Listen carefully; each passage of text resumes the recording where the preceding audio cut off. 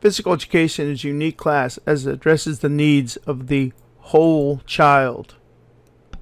Physical education encompasses all these learning domains. In physical education, the mind is engaged cognitively by the rules and limits of the activity. The psychomotor domain engages the body, while the affective domain is engaged through all the sensory, social, and emotional feelings that engage the spirit.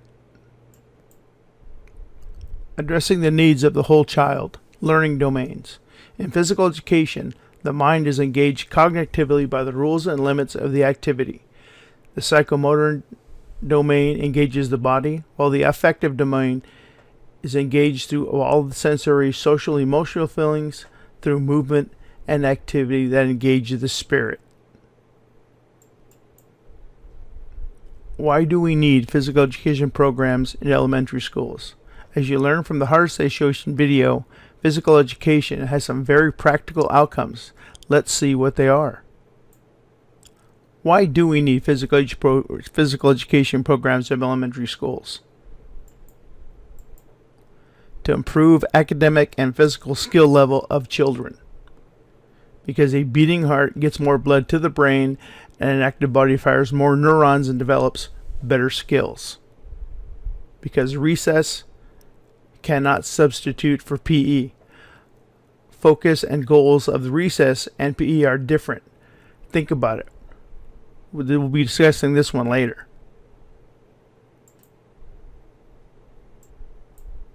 Because children are more active outside of school time on a day when PE time is increased. The more PE time they have during the day, the more they want to play after school. PE also helps to fight the sharp decline in regular participation in physical activity as children get older. As a primary means of intervention before inactivity becomes a student's lifestyle. To encourage all students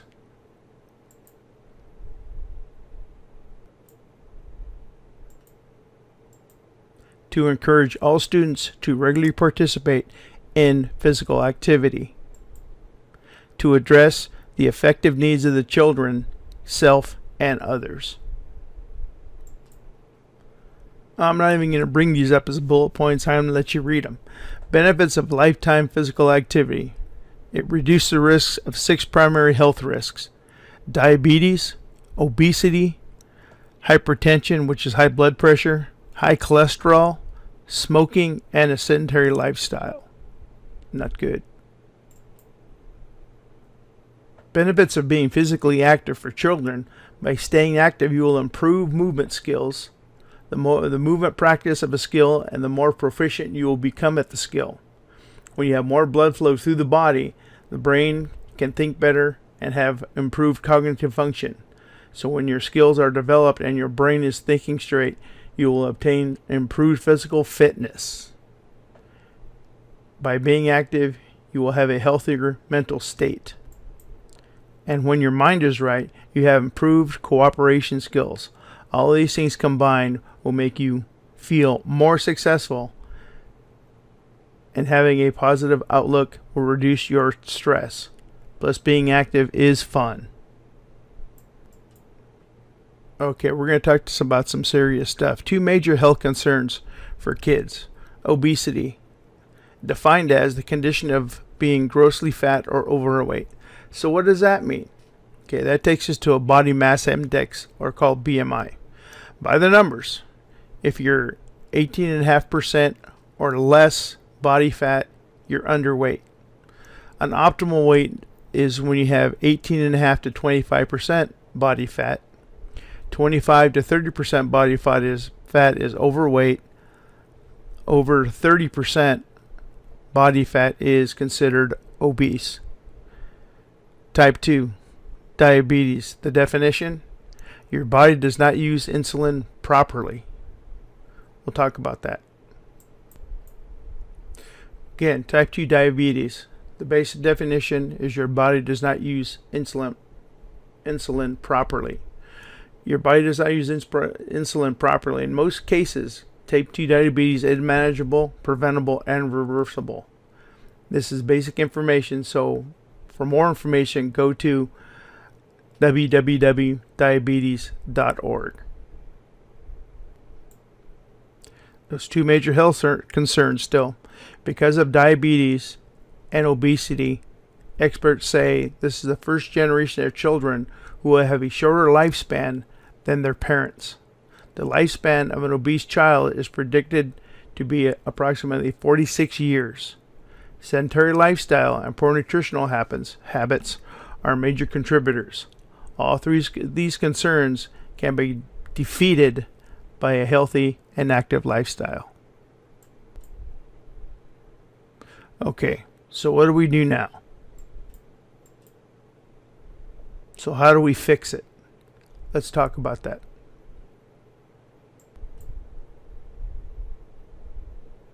Okay, so what do we do now?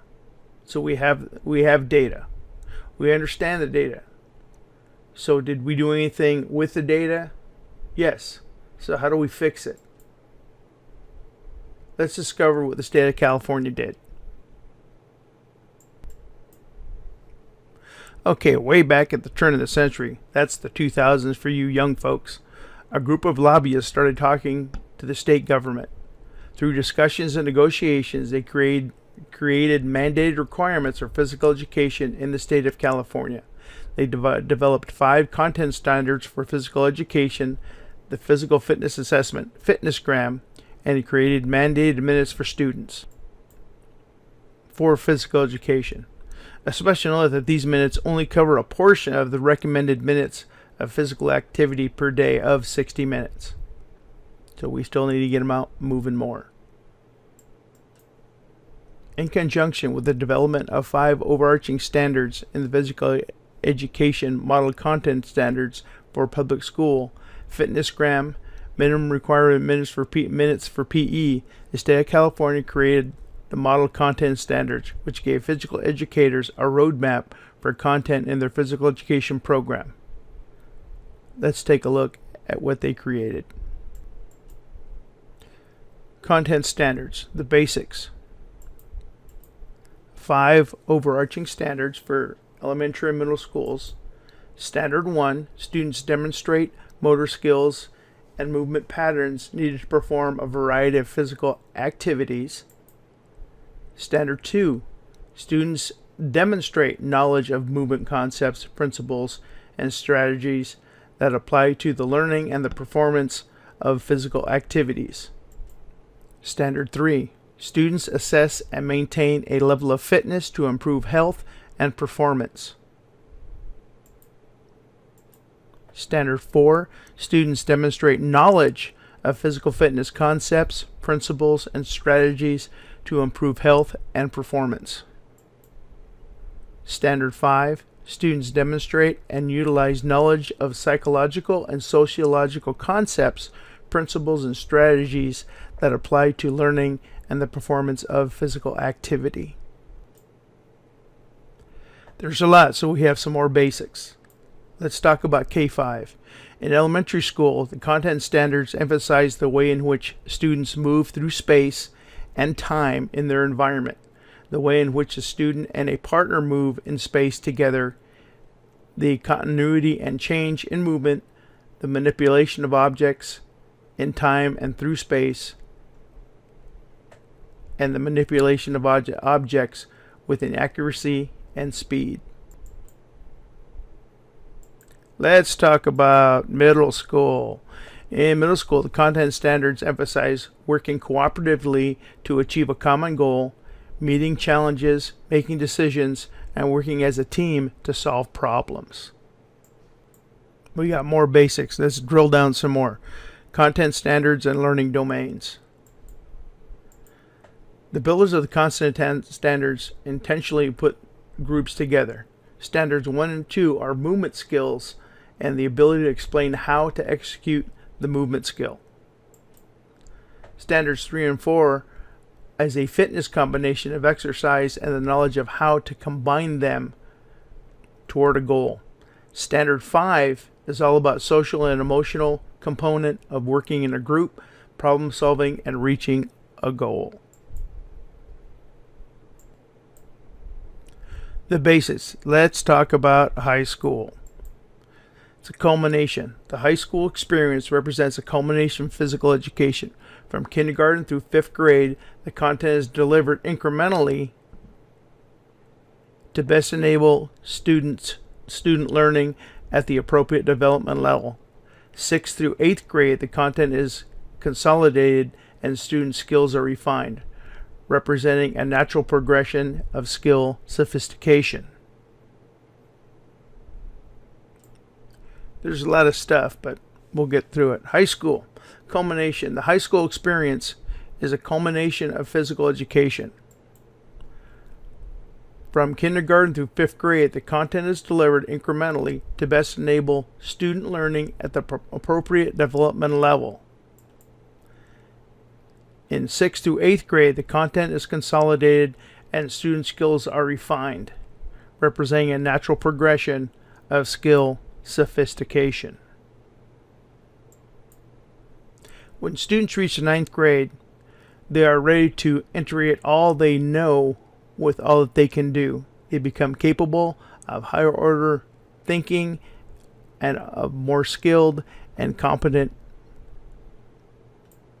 More basics of high school. When students reach the 9th grade, they are ready to integrate all that they know with all that they can do. They become capable of higher order thinking and of more skilled, competent performance. And they are ready to execute.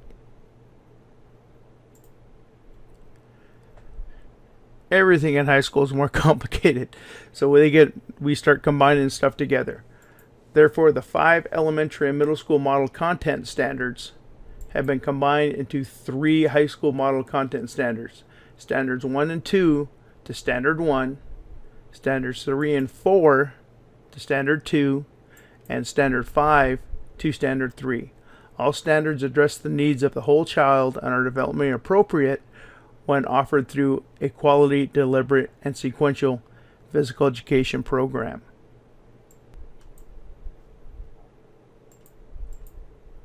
Which encompasses the whole child. There are federal programs that assist people who are in the need of assistance. The Healthy Hunger Free Kids Act of 2010, formerly known as the Child Nutrition Reauthorization Act, allocates money to subsidize free meals and requires schools to abide by healthy guidelines drafted by the U.S. Department of Agriculture, USDA, for the meals. And we already talked about Choose My Plate, and that replaced the food pyramid. Your role as a movement educator. Advocating and providing daily physical activity for your students. Enhancing your physical education teaching skills. Knowing and using national and state standards. Supporting the value of lifelong physical activity. Valuing and modeling an active lifestyle. This picture is the Day Creek Intermediate School staff at our color rally at 2018. If you'd like to find out more about the rally or would like to plan a visit to Day Creek, ask Moran in Blackboard, and we should be able to get you there. We have some reflections for you in Blackboard. In a written blog, The Whole Child, explain the concept of the whole child. In another written blog, PE Standards, explain the structure of the PE state standards and the learning domains we addressed.